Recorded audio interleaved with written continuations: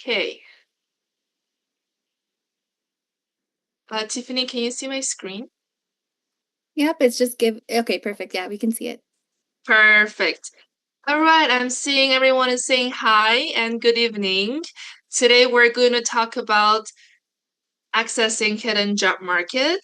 Some of you may already have joined Devon's previous workshops. Some of you have used our career development platform, or might have followed us on our social media. Um, Once again, if it's the first time you're joining our workshop, I hope it's the beginning of your journey with Devon.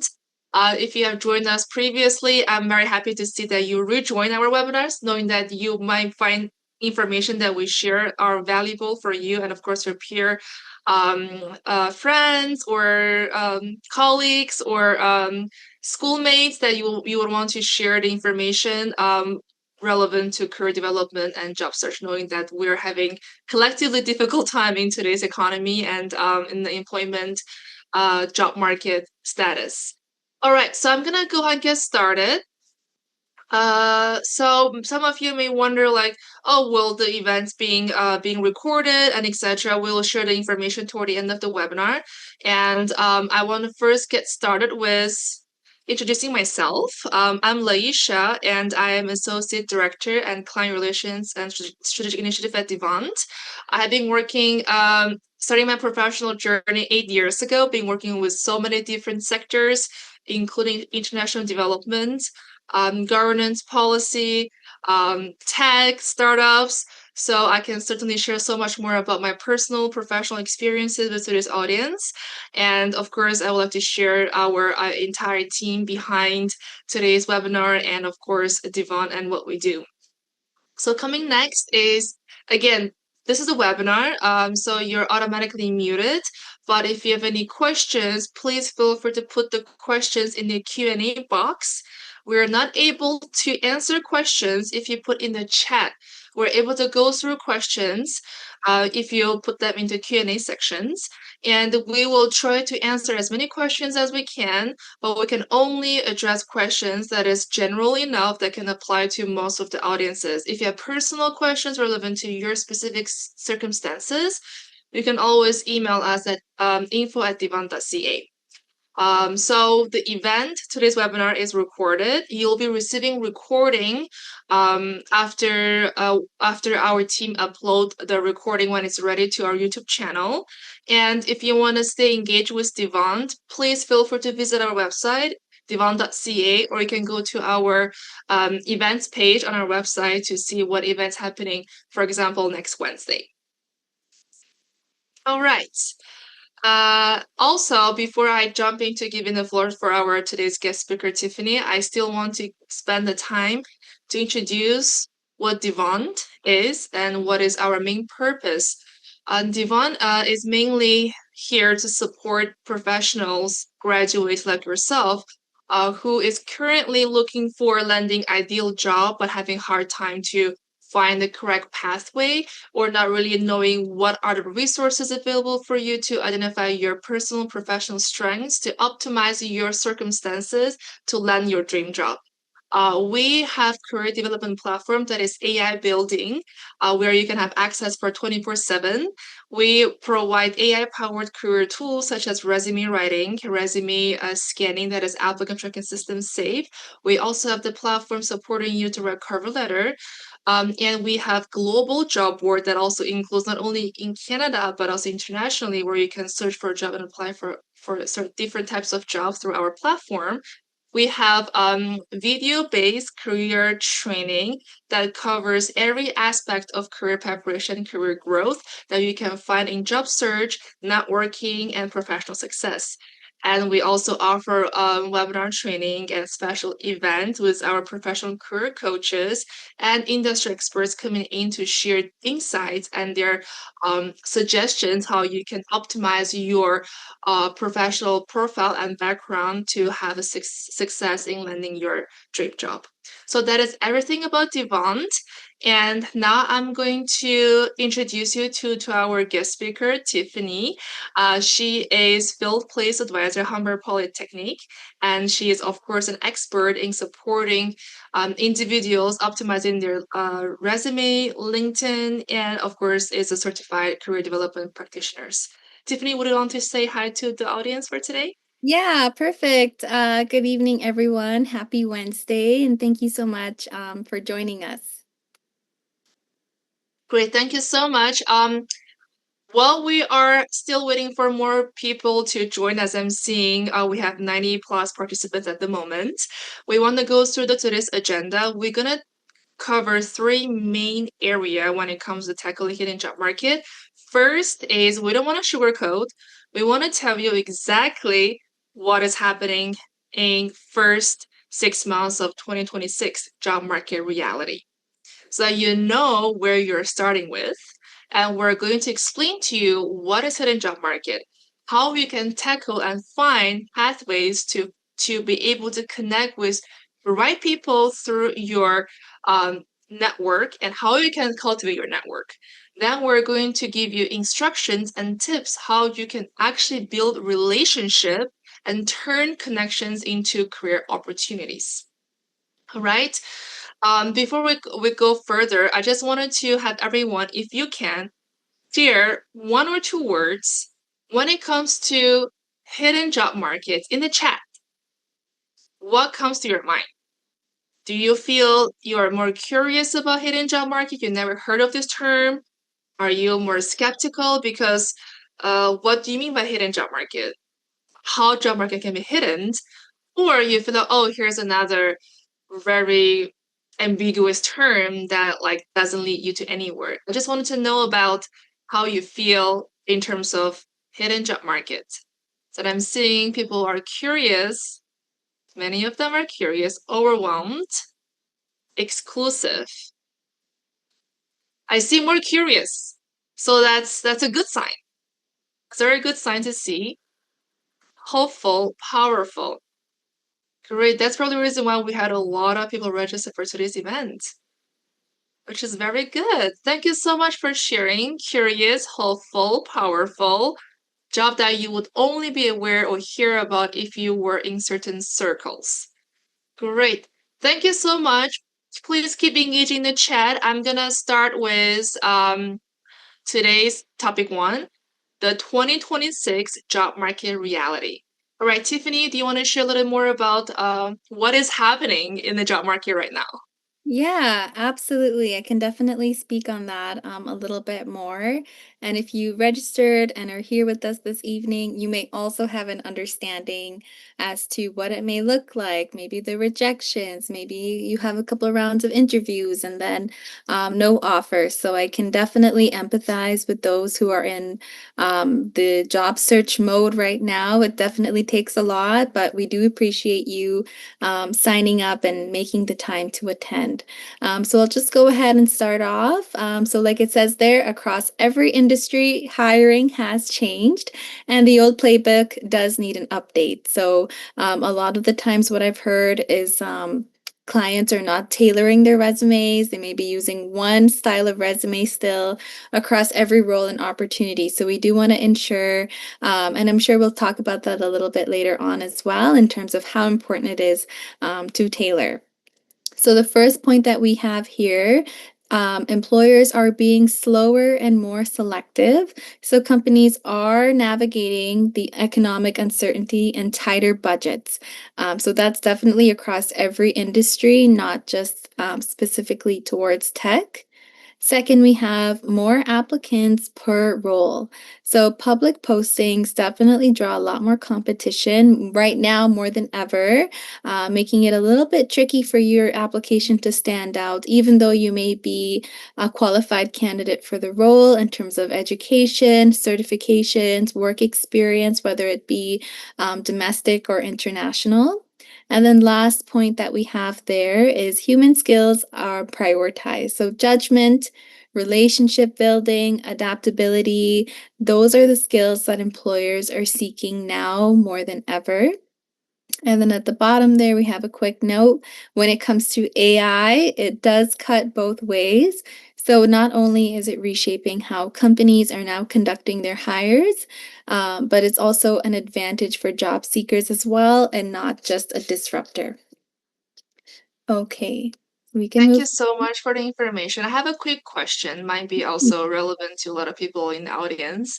Um, so we're hearing in so many small, medium-sized to large companies, they have laying off people because of AI, and there is definitely a sort of like resistant but scarcity at the Mhm. same time on this topic. So if you can share a little bit more in terms of how how to address this sort of a resistance from the applicants, and also how employers are using AI at the initial stage of selecting candidates or screening the application process briefly. Was that for the chat or? For the chat or for you, however you want to just briefly Yeah, explain, that will be I also a good yeah. transition to our next topic. Absolutely. I can definitely share a bit more on the employer side of things. Of course, there's that ATS, and I always start off saying ATS, and then a lot of people are like, what does that even mean or stand for? So it stands for Applicant Tracking System.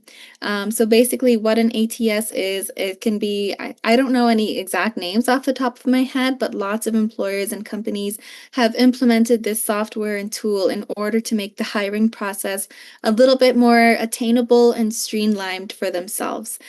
So if, for example, a remote customer service role comes up, they're paying 85 a year. Who wouldn't want to apply for an opportunity like that? So their applications are going to be flooded. They may receive hundreds of applications, which is way too much for them to go through. So if they have an ATS implemented within their website or their hiring portal, it will scan all of the resumes that are being received. And when it's scanning, what it's looking for are keywords. So the ATS is responsible for looking at the job description that the employer created, as well as your resume that you're providing to them, and basically comparing those two together to see how compatible you are. So this goes back to saying, even though you might be a very qualified candidate for the role, if we're not feeding this ATS the keywords and basically any acronyms, anything that is within that job description already that's not in our resume, you may not make it to the next round. That's why sometimes when you get the rejection, it's been like less than a day, and you're like, how is that even possible? It's because it was scanned by an ATS and it decided, okay, not enough keywords in here, not enough of a match compared to the job description, which is why you had received that rejection, unfortunately. Thank you for the clarification. So now we're going to next kind of a quick transitioning. Now we know what is happening in the job market and how challenging it has been, I believe, for many of our audiences today, and also fresh graduates. What exactly is the hidden job market? Like, how do we define hidden job market? Sorry, just give me a second.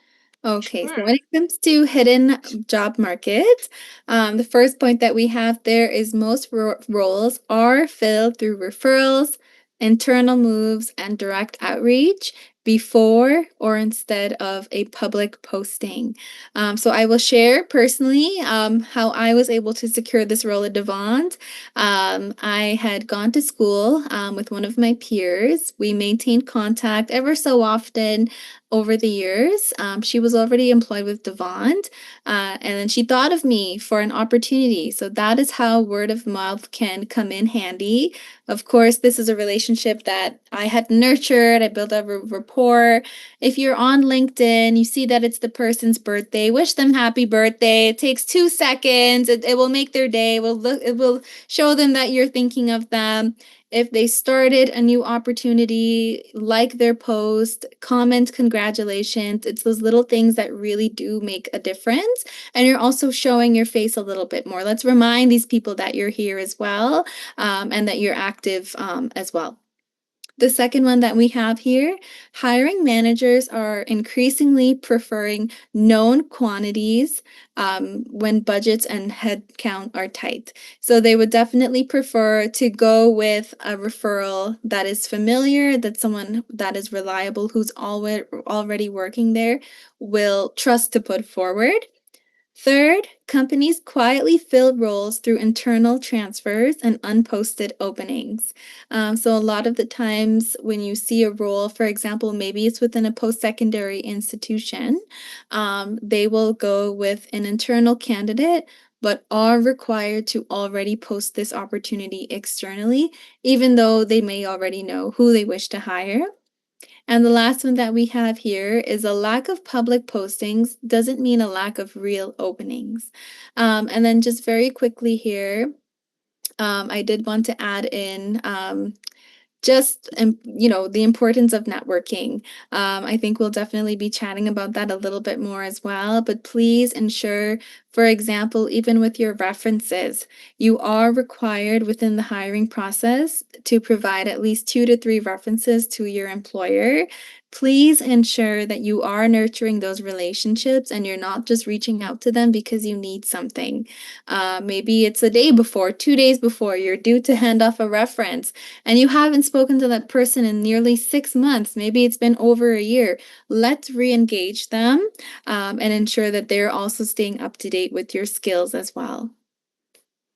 Thank you for sharing the tips and definition of what does it mean for hidden job market.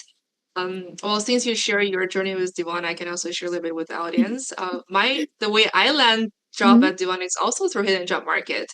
If the audience today are happen to be in a city where close to Toronto or you're in somewhere that is more active, please go to those in-person events. Please go and talk to professionals. The way I was able to get connected with Devon is because I went for a nationwide conference and I was actually networking as a student yet to be graduated, talking to professionals at their booth, understanding their businesses. I was there for the purpose to learn, necessarily to look for a job, but the way how I presented myself and the way I was so curious about their businesses when I was at Devon's booth, that's where I was able to stand out. And I received an invitation for a follow-up meeting, not saying that they want to give me a job right away, but they see the certain quality in me that would definitely add to the team that they're currently in need for. So whenever you see there is professional networking events, even virtually, the way you joined today or in person, please don't be afraid to show up and please don't be afraid of speaking up and present yourself. Even if you can ask questions of what they do, what your business do, that itself is already giving an impression that you are curious and you want to improve and progress. All right, coming next, let's go into just a quick check to engage with everyone. If you want to share a little bit of your experiences, even in the past, if you're international in your home country or when you first moved to Canada, have you ever gotten a job, either part-time or contract job that is purely through online or you actually through referral personal connection? For me, I don't know, Tiffany, how your professions have been in the past 8 years. I would say 95% of my job that I've had in the past, all through referrals. Absolutely. Word of mouth is definitely how I found a lot of my roles. And even today, last week I had gotten a request through LinkedIn Hmm. that, hey, we saw your profile. We just received funding for an opportunity. And they're looking to connect with professionals within post secondary to support with healthcare placements. That is just a random LinkedIn opportunity that I had received. And I had the meeting today to discuss that a bit further. So, really, sometimes these opportunities happen just from being a little bit more active, putting yourself out there. I'm a huge advocate for LinkedIn. And I find nowadays, especially with remote and hybrid work, it is something that we have to rely on a little bit more unless you're actively attending networking events, hiring events as well. Yeah, and I want to add on the importance of LinkedIn because in my past Mhm. experiences, I was all in the position to recruit people. When I look at resume, the first thing I want to see is Well, I want to check the LinkedIn profile and see if Yeah, actually this person is like exactly. legit. Like somehow Mhm. LinkedIn became a verification process for me. So Yeah. if you do not have LinkedIn set up professionally, please do it. I hope you'll be doing it after today's webinar and updating those details of your LinkedIn Mhm. profile. Yes. All right. Going to next, we want to just come into a more of a action stage, right? Like what is most important is how you can actually utilize what you have and what resources available for you to identify the opportunities.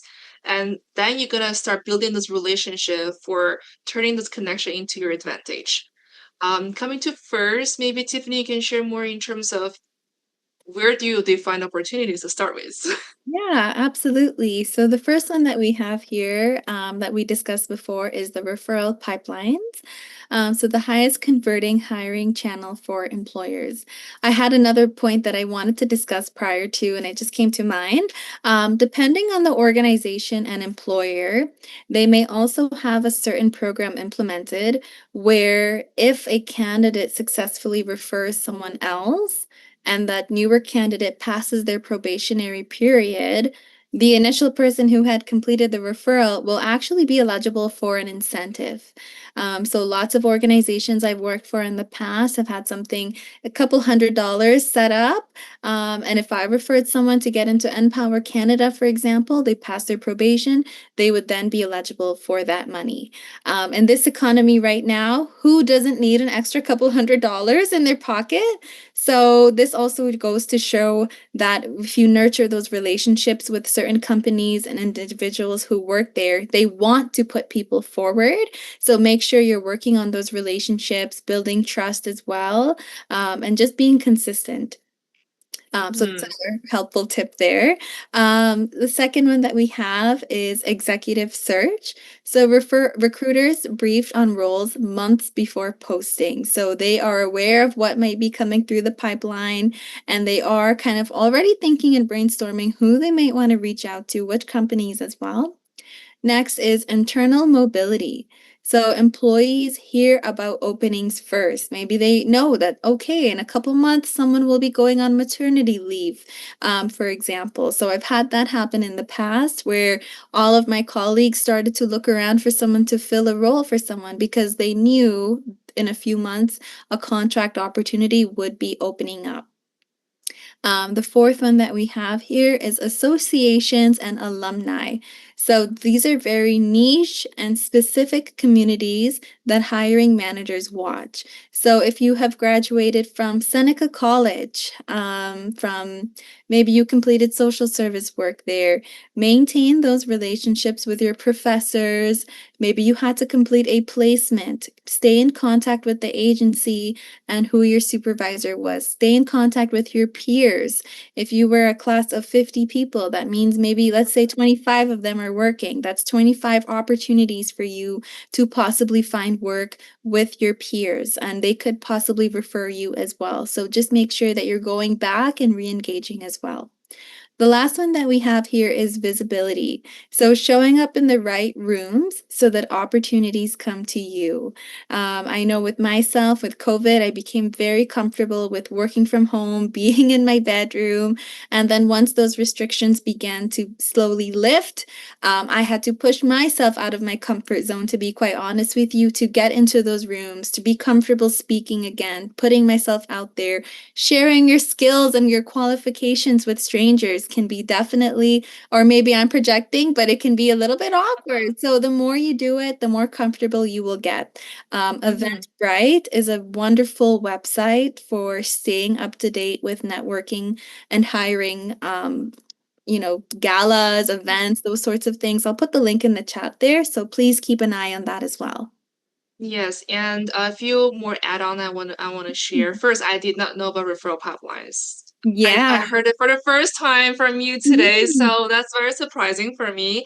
And in terms of executive search and connecting with alumni, again, LinkedIn is where you want to start with. I have received a lot of invitation on my LinkedIn from my past college, university, um, I would say students who have graduated after me, and they have seen my professions and progress how much and they see the relevance to it, and they will send me a special note, and we're able to connect from there. So you may want to do the same thing too. If you're from certain university, you can look into who has been to the university, have done similar program studies as yours, and see their professional background and how they must have progressed. You can send a quick note and then set up a meeting, right? Like that's a obvious connections that you can make directly. Yes, and we also share a little bit more about how Devon can support for you to be more engaged with alumni network. We can come into it in a bit later in the presentation. I also want to share in terms of what you shared, Tiffany, Eventbrite. This is a great sourcing website where you can find virtual, in-person events and look up for specific conferences or like there's international conference happening and there's so many networking events that are organized the theme of that conference. So look into those, and I'm sure you're able to connect with professionals in your dream industry. Coming to next is maybe Tiffany can share about what would be the strategies to start building those connections and relationship. Absolutely. So the first one that we have here is to map your network, identify hiring managers, recruiters, and connectors. And I am going to bring it back to LinkedIn. So if we do an initial search on LinkedIn, say we were looking to work at Rogers, Mhm. based in Toronto. Once you do that first search on LinkedIn, you have so many filters that you can play around with on LinkedIn. So if we just type in Rogers right away, we have an opportunity, if you go to filters, to even filter based off of the post-secondary institution that those connections have attended. So you would go on to LinkedIn, type in Rogers, go to filters, and you could type in Sheridan College, and you could type in the name of the program that you also completed as well. So once you do that, you're going to have Rogers located in Toronto, attended the same school and the same program as you. You have so many opportunities to already have a foundation to network on top of even further. So you can say, hey, my name is Tiffany. I see that you've attended Sheridan College and graduated in 2015 and I don't know, computer programming. I'm in the same program. I'm job searching. I'd love to meet with you. I'd love to chat with you. And that's how you begin the process. The second one that we have here, which is a little bit of a follow-up on what I had just shared, but start the conversation.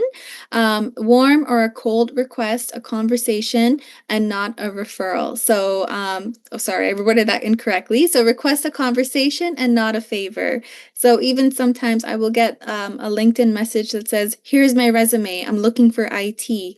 That doesn't help me at all. I don't know anything about you. You don't know anything about me. You're not getting to understand where I'm able to properly support, and that gets lost in my messages. If you're saying, hey, let's book a coffee chat, let's book an informational interview, get to know the person a little bit more, then you may feel a little bit more comfortable with asking for a favor, but not right off the bat. We really want to avoid that. The third one that we have here is to lead with value. So offer something useful before asking for anything. And then the fourth one that we have here, which is probably the most important, is to stay consistent. You're going to have good days, you're going to have bad days. I get ghosted all the time by people on LinkedIn. It happens to all of us. But please ensure you are staying consistent, keeping in touch without being a nuisance. So we want to be mindful of how we're wording our messages to people on LinkedIn. Another tip I will share in the chat as well is something as simple as using an extension on your laptop or your computer to help you with any grammatical errors. I have Grammarly installed as an extension, and without that, I would probably have a lot of emails riddled with red underlines. So it does catch those things for you, and it's very, a small change to add on, and it can make a very big difference. Yeah, and I can resonate with you in terms of getting ghosted. Or Yeah, I am sometimes would ghost some people as well for the exact reason you exactly. tell me is I Yeah, cannot help you get a job. Like yeah. I'm very busy, so it's like you're right. Like sometimes if you reach out to me for, oh, I see what you've been doing and I want to know more about what you're doing, I Mm-hmm. will most likely reply. But if like this is my resume, get me a job, like Yeah. I don't know. Like I'm not a Yeah. hiring manager and Mhm. yes, right. So those things that you need to understand and Mhm. balance it out, especially you're talking to a complete Mhm. stranger, quote unquote, you never met the Mhm. person, especially if it's virtual. All right. The next is sort of like quotation, what tips that we have in here, how to become the safe hire, like in today's market, especially.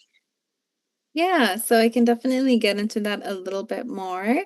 So Mm-hmm. get on the radar before a role is posted publicly. So we shared a few opportunities a couple slides ago on how you could really be able to take advantage of that. So by staying in touch with your peers, for example, who you had attended college or university with, maybe their place of employment will be hiring for someone soon. So just make sure you're staying in contact with those individuals. Reduce perceived risk. So you want to show a track record employers can verify through people they trust. So depending on how you've left your last or your previous place of work, please be mindful of that. We want to avoid burning any bridges because we want a successful reference.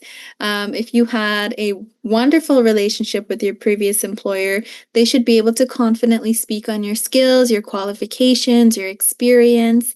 But depending on how you left, they may not be able to provide a reliable reference for you. And like I said, we need at least 2 to 3 references these days when those reference checks are being conducted. If it had been a while since you last spoke to your previous supervisor, I am going to highly encourage and urge you to send them a message and just say, hey, just reminding you, I'm still here. I'm still looking. I hope you've been well. I hope your summer's been doing good. What do you have planned? Engage in that small talk conversation and don't just reach out to them saying, hey, I need you to be a reference for me tomorrow. It's a little bit random. And the last one that we have here is lead with human skills. Judgment, leadership, and cross functional thinking. Those are things that AI cannot replace. And another quick point I wanted to put in here, if you are using AI, ChatGPT to create these messages for you that you're sending to people on LinkedIn, please ensure that if they phone you, if you hop on a Zoom call with them, that you are also able to carry yourself within the same manner, that you're able to speak the same way, that they can tell that this is the same person who had initially sent that message off to them. Um, and then again, please, if you're copying and pasting directly from ChatGPT onto LinkedIn, don't attach any of your prompts in there. I've seen that happen so many times with myself. And then I don't think I even bother responding because that shows me you don't have attention to detail. And I wouldn't trust you to be put forward to another employer if you're just using ChatGPT and copy paste. That's way too easy. And it's very obvious. Yeah. Especially if everyone is doing it and you can find like, oh, everyone's resume and content looks exact the Exactly. same. Exactly. And I'm guilty. I also had done the same thing when it was so obvious, the dashes riddled throughout, certain Yeah. words that I would never use, but I'm like, oh, this sounds nice. But then I had to really check in with myself and be give myself hmm a reality check when it comes to my usage in AI. Yeah. And I want to mention one thing that you said. Mhm. When I was recruiting, for a few years ago, I had the best resume. When I received, we have roughly around 100 people apply for the position. 100 plus within 2 weeks after make a decision. It was a very urgent hire. So I had to spend time, like maybe per resume, less than a minute to review. And I was looking for a formality, those keywords, exactly what you said. And I find like top 10 candidates with perfect resume. But when I meet with them, they really failed at how they present themselves. Yeah. They couldn't present themselves professionally by not dressing up professionally, to the point they don't even really know the company they were applying Mhm. for, even though they had the perfect resume. So, and one thing that when I was recruiting from my past experience, how I Mhm. was successful getting a job is I came with the mindset is how I can solve your problem in your Mhm. business or in Yeah. your work. Like I want to be a problem solver, not just passive like Yeah. person who receive order from you. So Mhm. that mentality from being a student or passive to actively being the contributor of a problem solving process, that definitely makes you stand out. That's where the human skills come in. Absolutely. And just very Mhm. quickly, I wanted to add in, we only have 6 questions in our Q&A. I'm not sure if anyone has been asking questions in our general chat. If you have asked a question in the chat, please put it again into our Q&A. We're here to support you with any job search related questions that you have when it comes to accessing the hidden job market in your job search. So please put your questions into the Q&A and we will definitely try to get through to all of them. Thank you for reminding everyone. Yes, please, we'll come into Q&A sections just in a little bit. All right, so now we're coming to a little more about just we understand the challenges when it comes to Mhm. searching for a job. Some of you have been searching for a job for almost a year, and you've Mhm. been getting so many rejections or no messages whatsoever. You tried everything that you can do. So, Tiffany, if you can share more about the emotional, I'll say, roller coaster and the Yeah. exhaustion that comes with it.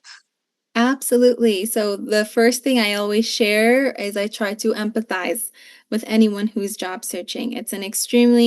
It can be a discouraging process. It can be emotionally taxing. And then lastly, of course, financially taxing. Of course, we all need a source of income. So I understand the importance when it comes to job searching and the urgency that comes with that as well. You do have to work a lot on keeping yourself motivated throughout the process. You may have days where you feel motivated, you want to submit 5 tailored quality applications, and then some days where you may not feel like opening up your laptop or your computer, and that is understandable. So when I think about job search, I think about the end goal, which is signing that contract and starting my job. But before we reach that goal, there are so many little steps that we have to take to ensure that we're successful. So even Mhm. once we're given an opportunity to interview, they may be 2 rounds of interviews, 3 rounds of interviews. There may be a technical assessment that's involved, a personality quiz that's involved, and then last we have the reference check too. So it does take time to get things moving along. And then in the summer months, again, people are on vacation mode, so it does slow down a little bit. So right now, you might be kind of switching gears to focus more on network and relationship building rather than submitting applications just because of the season that we're in. So I'm not saying that all hiring has stopped for the summer season and no one is looking to take on candidates, but there, of course, in the summer it slows down a little bit, and then we have that pickup again going into the fall season. So that's a little bit, of what I've noticed and picked up on when it comes to job search. So again, break down your week, break down your day. Do you want to focus one day on LinkedIn, another day looking for events, another day tailoring your resume and submitting your application? So just try to break it down a little bit because it's not healthy to just submit applications, from morning till night. It can be very exhausting if you're not taking care of your body. Yeah, and I think the point too, like what really helped you to stay grounded, of Mhm, course, like having a also balanced social life in addition to it. If there were a period of time that you're exhausted from just applying for a job, mhm, and you also see certain job requires certain skills that you're lack of, mhm, maybe you want to look into how you can upskill them, right? Get more knowledge, more certifications. There are so many courses available. Some of them are free, some of them may need to pay for it. Either way, look into how you can continuously grow your knowledge. That will also help you to boost your confidence. Or mhm. sometimes you want to just talk to a career coach.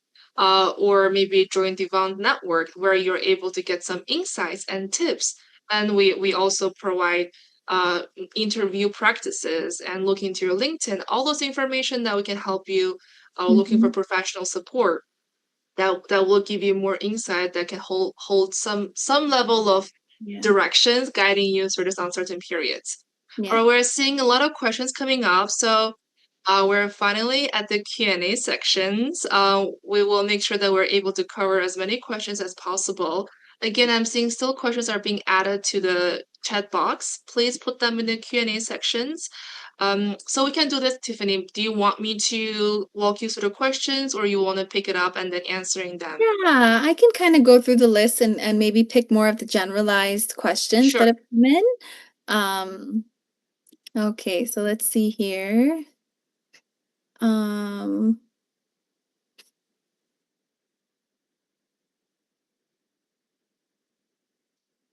let's see. So this one is a little bit related to references and newcomers.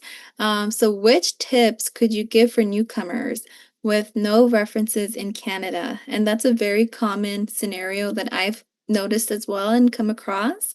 So again, depending on your situation financially, the first thing I would recommend is volunteering. The reason I recommend that is because we want to close in the gap of unemployment. So the process of applying, waiting, moving all takes time. And then as that time is passing, the gap from your last role to when you secure a role in Canada does grow. So when we have that volunteering experience on our resume, we're closing that gap, we're building Canadian experience, and possibly working towards receiving a reference from the person who works there as well. So that is the first thing that I would really suggest. Again, just familiarizing yourself with work culture as well, and then nothing's attached to it. You're just volunteering. So if it's not the right organization for you, you're more than welcome to go to another place as well to be able to volunteer. Um, Let's see. How to know which networking events are worth going to since we're all busy and we have to be strategic. Absolutely, that's very valid. So, when it comes to knowing which ones make the most sense for you to register and show up to, there's no way to really be able to tell, to be quite honest with you. I would just highly encourage you go in there with an open mind, go in there with at least trying to make one strong connection. I've gone to events where I have left with no business cards. I'm basically there to listen more than chat. And then I've attended events where I've left with like a little stack of business cards and so many connections for me to reach out to. So unfortunately, it is hard to gauge. If there are panelists, speakers that are available at those events, try to connect with them afterwards as well and just remind them, hey, I attended your event. I found it really helpful. I would love to chat and so on and so forth. So it's hard to predict until we actually get there. But once we are there, we do want to try to make sure we make the best of it.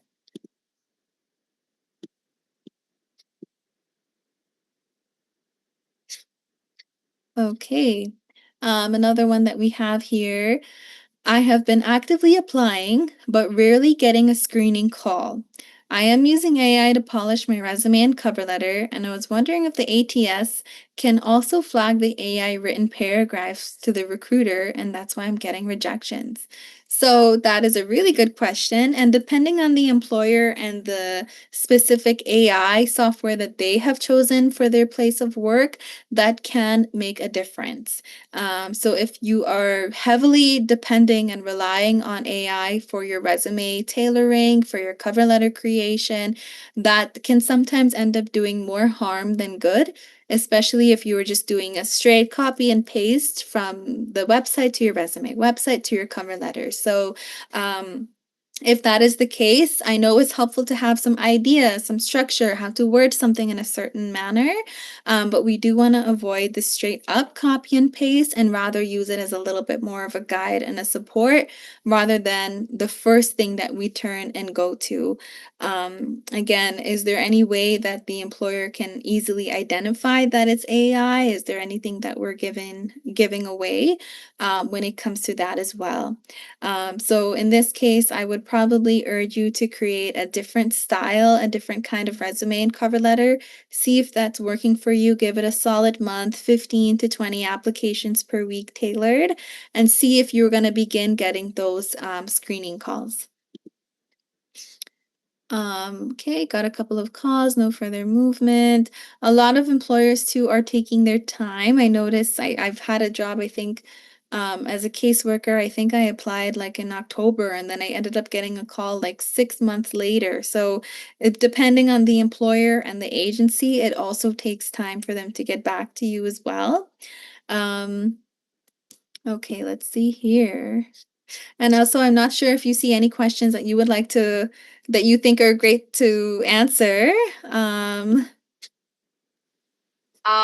I I'm reviewing as oh, well. yeah.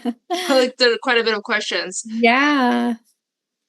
So there's one question that's very interesting. It's probably again more of the Mhm. confidence, be able to articulate and present themselves. One person said, uh, let's say I have attend networking events. I reach out to someone and I may finally made a connection. How I can follow up and how I can present myself with confidence without feeling anxious or even nauseous about the interaction.